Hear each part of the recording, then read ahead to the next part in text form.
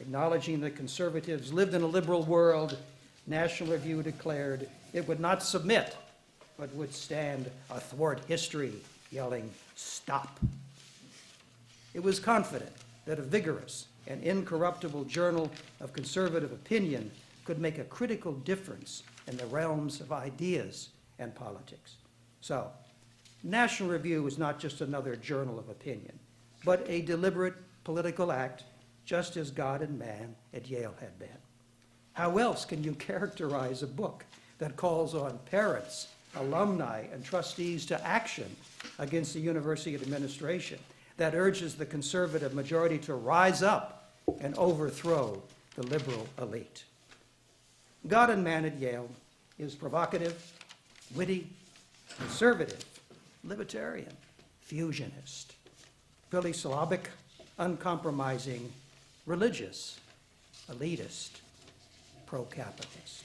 A true reflection of William F. Buckley, Jr., who by reason of his wealth and upbringing and love of life could have been the playboy of the Western world, but chose instead to be the St. Paul of the modern American conservative movement.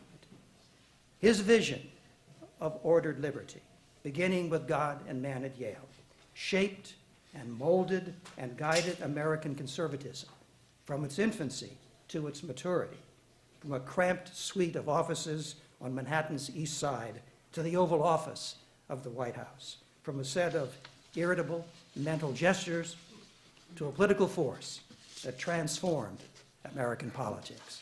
Thank you.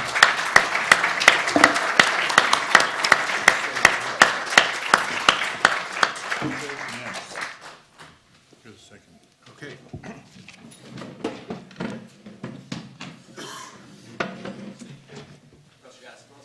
Great job. Share, it's okay. Thank you. Would you rather stay here? Well, whatever, this is all right. I'll begin with explaining my credentials for being here at all, because I'm a Democrat. But my parents and grandparents were rock-hard Republicans who hated FDR and the New Deal and belittled Harry Truman. My prep school speech on graduation, which was the same month that Bill Buckley graduated from Yale College, was an admiring summary of Friedrich Hayek's classic, The Road to Serfdom. Then off to Yale, and as a freshman soon to devote almost all of my time to the Yale Daily News. When Bill Buckley was writing his book, Gammy, I'll begin to use that phrase now, and he'd drop in at the Yale News from time to time, and all of us there just saw him in absolute awe. A couple of years later, I happened to become the chairman of the Yale News. Dwight Eisenhower had just been elected. I was about 2 months too young to have voted for him, but I would have. And I wrote a very long editorial called "The Sun Breaks Through." This is just after his inauguration. The Yale administration, eager to tell alumni that undergraduates were not all corrupted by atheists and collectivists, mailed out several thousand copies of that editorial. And then in June 1954, President Whitney Griswold hired me to be a ghostwriter and generally convey good news to the alumni. And I was doing that. And in 1955, I also began studying for my PhD in American diplomatic history. And my mentor was Professor Samuel Flagg Bemis, Wave the Flag, Sam Bemis, one of the most conservative members of the Yale faculty.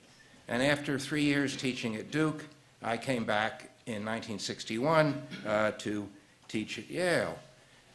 Jumping ahead to the 1970s, I became very aware of Bill Buckley's tremendous talent at sea and all his adventures at sea, and we shared an absolute passion for sailing. So I invited Bill to come and talk to students about sailing. That's what we're going to talk about. And he came, he brought a whole case of wonderful wine. Maybe it was Gamay wine. And we filled up the Pearson dining hall with 400 people, and they were literally climbing up to the windowsills to hear him talk. That was the beginning of a fairly close friendship, I think, that we had. Now let's look at the book, and look at it from the inside of Yale, and not large theory, but details of how people were responding to it. The heart of the book is in the sentence that, quote, "The duel between Christianity and atheism is the most important in the world, and the struggle between individualism and collectivism is the same struggle reproduced on another level." Bill said that influential Yale faculty and the university itself was leading students to join the side of evil in both respects of the struggle. And frankly, as a student taking some of the same courses that he mentioned, I wasn't aware that this was happening. I didn't see any opinions change in economics or in some of the courses in religion. And many of my classmates, the class of 1954, are some of the leading conservatives among Yale alumni, and they were not corrupted. The solution to Bill was for the teaching faculty to be required to inculcate belief in Christ and explain the evil of collectivism. And the character of the teachers should be determined by the alumni, not by departments meeting and appointing someone to the history department or English or whatever. It should come from the alumni via the fellows of the Yale Corporation, the trustees, and the president. As Bill was working on this book, the word was out, and some of his friends in the summer of 1951, shortly before it was published, had seen drafts of it, and one draft, or at least a report of the draft, went to the chaplain of the university, Uncle Sid Lovett, a wonderful, wonderful person who was not very kindly treated, actually, in God and Man at Yale. And this is what Uncle Sid Lovett wrote to higher authorities. "Bill is a kind of McCarthy in the academic precincts, more intelligent, more clever, and I believe more honest than the senator. But it's the same technique employed. Men are accused, tried, and condemned without a chance to state their case. Somewhere the godlessness of Yale is linked up with the socialization of our government process, and Christianity and free enterprise are backed as gospel and law." The book was published in October 1951. President Griswold, who was recently inaugurated, found himself accused of gross dereliction for not mentioning religion in his inaugural address. It's quite right, he did not mention it. And he was hard hit by that accurate criticism. And Griswold appointed a committee of vulnerable alumni and corporation worthies to survey the, quote, intellectual and spiritual welfare of the university and its students and faculty. The chairman was the Reverend Henry Sloan Coffin, class of 1897.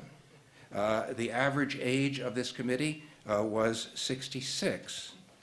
The committee talked with a few faculty, university officials, and not with a single student, and issued a report saying that as for religion, the religious life at Yale is deeper and richer than it has been in many years and stronger than in most places outside the university. The charge that Yale is encouraging irreligion is without foundation. And here's their report. That's it. It is strong on assertion, but very thin on facts. Now, I don't think anyone in this room can think of a distinguished lifetime equivalent to Bill's, where so much was written and voiced in such cogent words. And that first book is a tiny fraction of 1% of all of the things that are published and available. I can't even begin to talk about much of the book, except a couple of things. First, I'd like to put in a word for Raymond, quote, Jungle Jim Kennedy, who is hit the hardest because Bill, as editor of the Yale News, chairman of the Yale News, wrote a very long editorial in 1949 attacking Kennedy for his atheism and his irreverent approach toward religion. Well, that's actually right. Jungle Jim Kennedy was like that. But what he really was concerned with, and I've talked to many alumni who took his courses, he was concerned with the terrible aspects of the remnants of colonialism, especially in Southeast Asia. And then he compared colonialism to the treatment of African Americans in the United States. And this is well before, of course, the Brown versus Board of Education. And I've talked to, said, quite a few alumni, and that's what they remember about the message from Jungle Jim.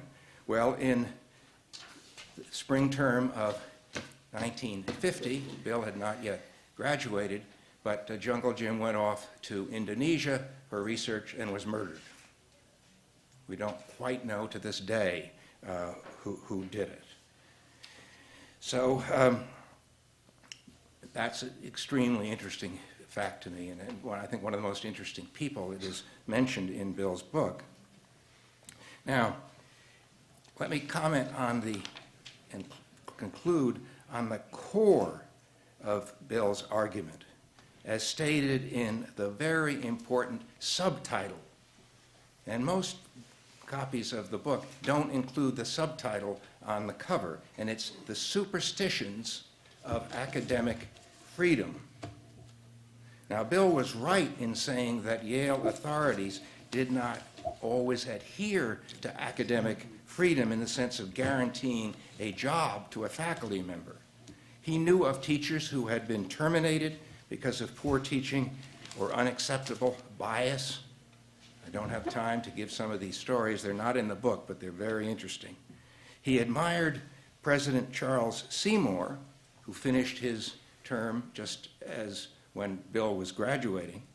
He admired Seymour, who wanted all teachers to inculcate, and inculcate was a key verb, Christianity and American values.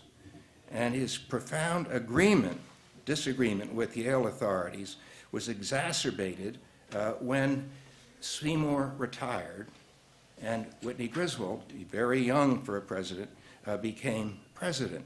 And there lurked in that transition a dispute that involved the very wealthy man, William Robertson Coe, who gave a great deal of money for our Western Americana collection, but also was ready to pay for the establishment of the American Studies program. And he worked out with Seymour a description as follows: the American Studies program is designed to inculcate in our students an appreciation of the ideals fostered by our forefathers and exemplified by the development of free American institutions. It is designed as a positive and affirmative method of meeting the threat of communism. And Seymour said to Coe, that is the nut of the matter. And he said the same thing in his annual report. We develop our plans for an American Studies program as the surest means of meeting the threat of communism.